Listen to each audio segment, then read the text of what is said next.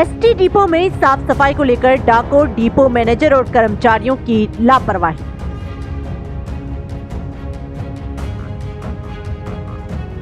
હું પરમાર વિપુલ સ્વચ્છતા માટે એટલું જ કહીશ ડાકોર ડેપોને કે આગળ આ દારૂની બોટલોનું સામ્રાજ્ય જમાવી દીધું છે. આ લોકોએ કચરો સાફ કરતા નથી.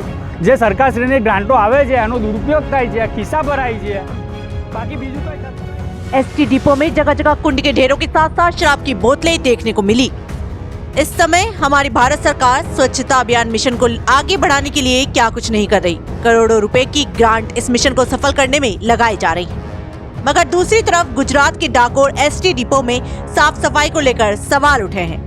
इतना ही नहीं, बच्चे बच्चियां बूढ़े हर उम्र के लोग जहां आते जाते रहते हैं, ऐसी जगह डाकोर बस डिपो में शराब की बोतलें देखने को मिली, जहां पर सरकार स्वच्छता अभियान को सफल करने के लिए पूरा योगदान दे रही है। वहीं दूसरी तरफ Dakor ST bus depot manager और कर्मचारियों की ये लापरवाही इस मिशन को असफल करती नजर आ रही है।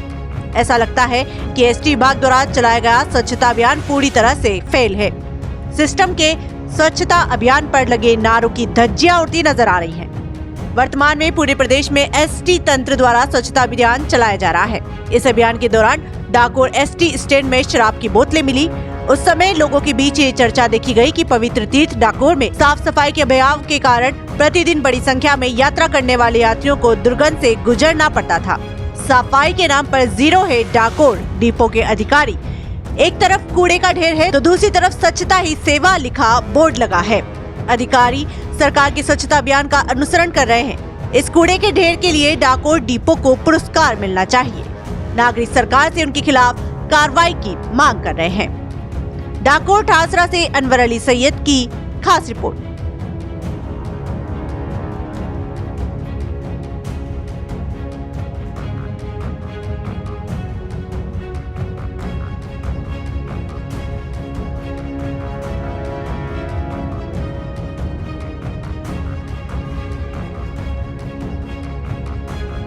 આપ ડાકોર એસટી ડેપોમાં ઊભા છો, સ્વચ્છતા બાબતે આપ શું કહેશો? આપનું નામ શું? હું પરમાર વિપુલ સ્વચ્છતા માટે એટલું જ કહીશ ડાકોર ડેપોને કે આગળ આ દારૂની બોટલોનું સામ્રાજ્ય જમાવી દીધું છે. આ લોકોએ કચરો સાફ કરતા નથી.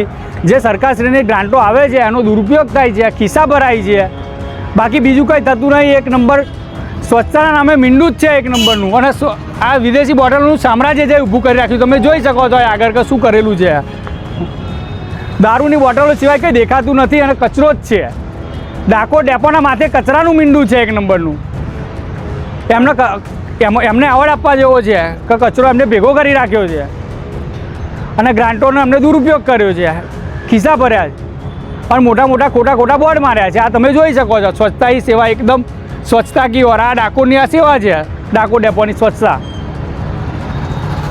એટલે આ ડાકોર ડેપો મેનેજર એકદમ ખોટી રીતે નાનો વેરફાટ કરી રહ્યા છે અને કચરાની સફાઈ કરાવતા નથી.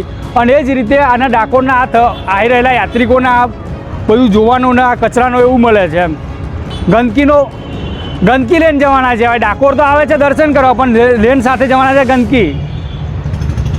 બીમારીનો ભોગ બનવાના છે. આ ડાકોર ડેપોમાં આવીને જે આવવાના છે યાત્રિકો એ બીમારીનો ભોગ બનવાના છે. દરરોજ આવી રહેલા વિદ્યાર્થીઓ આ બધું જે નરા કચરામાં જે આવીને ઊભું રાખે છે, બસો છે, આ જુઓ તમે આ કચરો કેટલો છે. હા, આ દારૂની બોટલો છે. ભારત સરકાર, એક તો ગુજરાત સરકાર એમ છે કે દારૂ બંધીને ડાકોર ડેપોમાં દારૂ બંધીને દારૂની છુટ્ટી છે.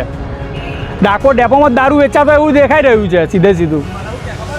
હું પ્રવીણ પરમાર એક જાગૃત નાગરિક તરીકે ખરેખર એક દુઃખની લાગણી અનુભવી છું. કારણ કે ગુજરાતભરમાંથી જે યાત્રાળુઓ આવતા હોય અવારનવાર દર્શન કરવા માટે અને ખરેખર આવી ગંદકી જોતા હોય તે શરમજનક કહેવાય.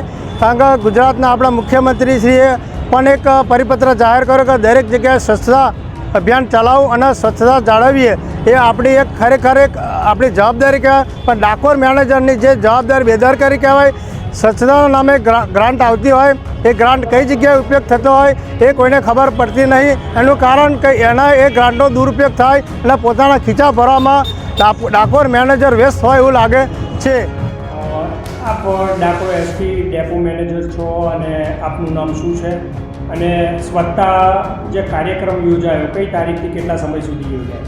સ્વચ્છતા અભિયાન 2/12થી લઈને ડિસેમ્બર મહિના સુધીનો કાર્યક્રમ છે. ત્યાં સુધી સ્વચ્છતા અભિયાન આપણે ચાલુ જ રાખવાનું છે.